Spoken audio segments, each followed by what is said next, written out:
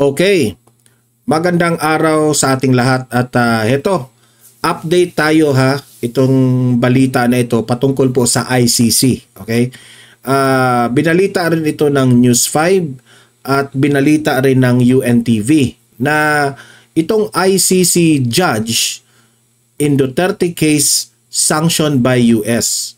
So meaning to say, itong si Presidente Donald Trump, no, ayaw rin itong mga pamumulitika ng mga taga-ICC.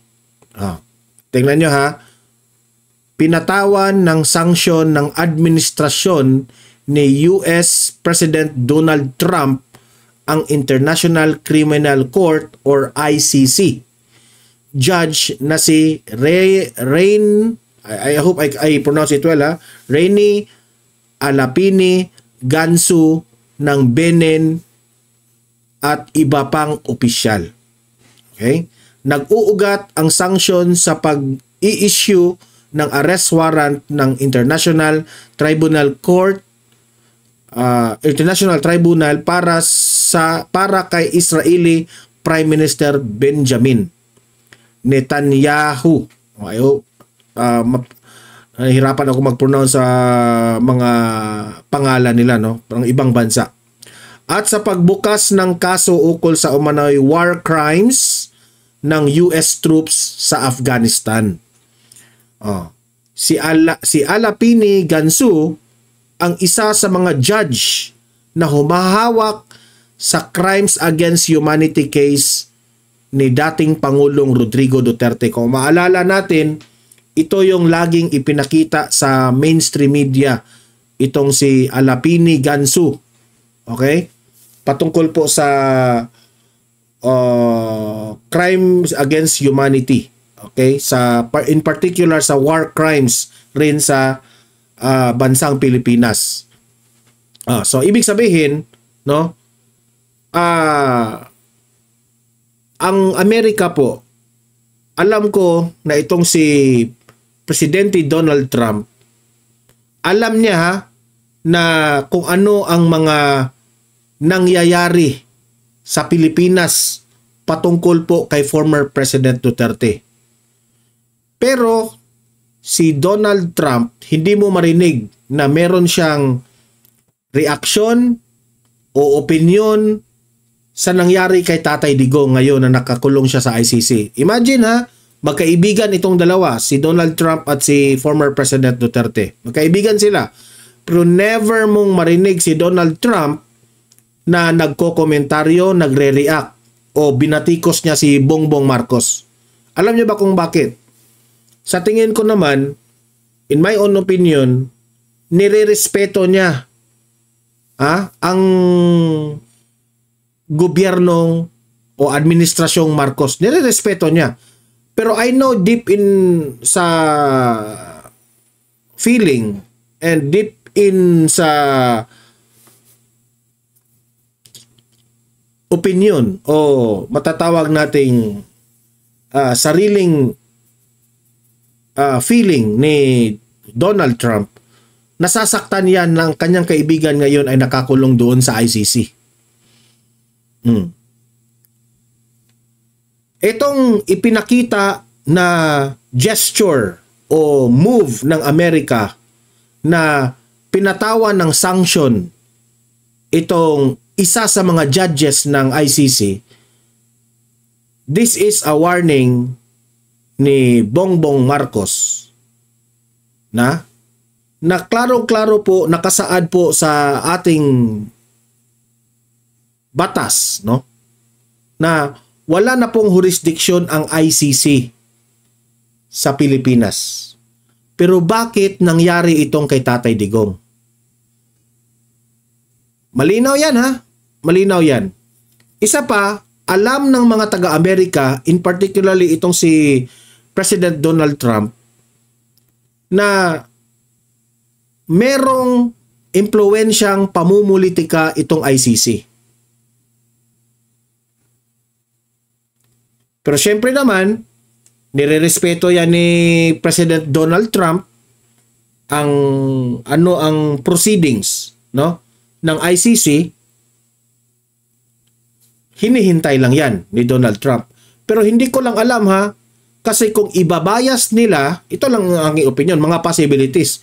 Kung ibabayas nila kahit walang kasalanan si Tatay Digong, aarestuhin nila, tapos ikulong nila, no? Sa lahat ng mga akusasyon sa mga kalaban sa politika ni Tatay Digong, no? Si Bongbong Marcos, consider na yan, kalaban na yan sa politika ng mga Duterte. Kung ito po ay talagang mapatawa ng guilty si Tatay Digong, I don't know lang kung ano ang gagawin ni President Donald Trump. Kasi kung magbibigay na po sila ng desisyon patungkol kay Tatay Digong, at presidente pa si Donald Trump at that time, delikado yan. Yan lang ang aking yan lang ang aking interpretasyon diyan. Kasi kaibigan niya to eh. Kilala niya itong si former President Duterte, si Donald Trump. Kung ano ang pinakalayunin, bakit ginawa yon ni former President Duterte, bakit sinugpo niya ang bawal na gamot dito sa Pilipinas. Sasabihin ko lang yan ng bawal na gamot dito kasi bawal yung sasabihin yung lagi yung war on drugs. Hindi pwedeng banggitin lagi. Okay?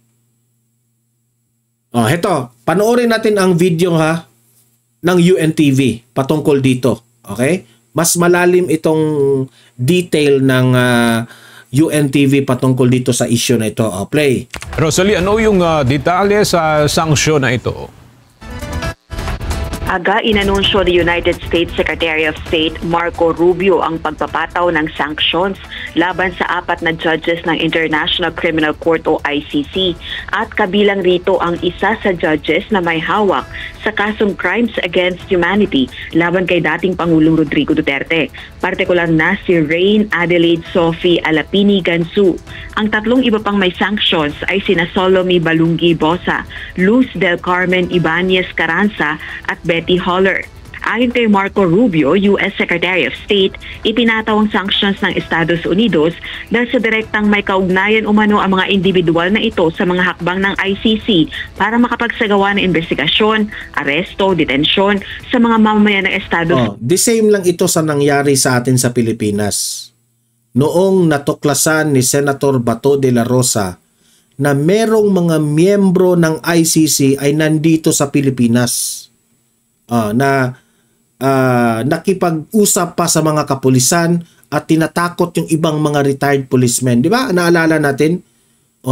So, bawal yun. Bakit hinayaan yun ni Bongbong Marcos na bawal yun? Bawal yan na nandito sila sa Pilipinas na wala silang jurisdiction.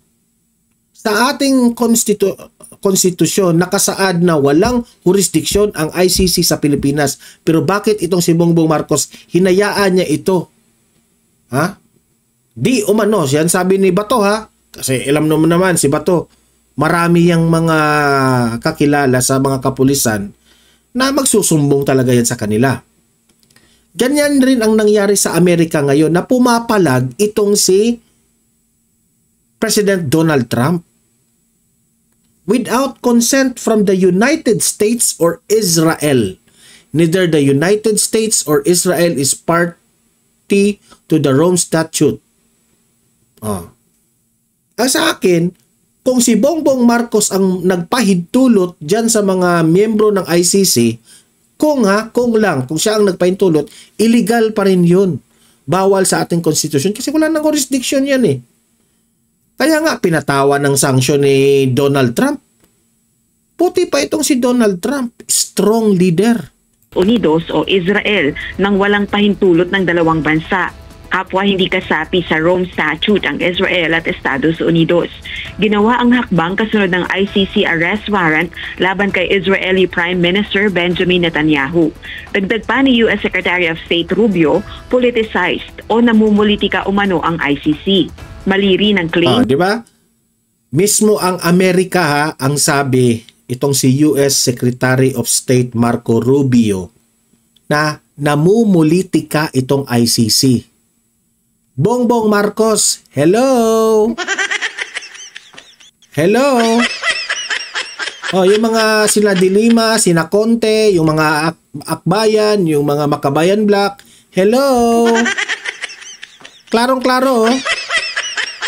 O pahayag nitong may lubos itong kapangyarihan para makapagsagawa ng investigasyon, maghain ng mga kaso at i-prosecute ang mga mamamayan ng Estados Unidos at mga kaalyado nito.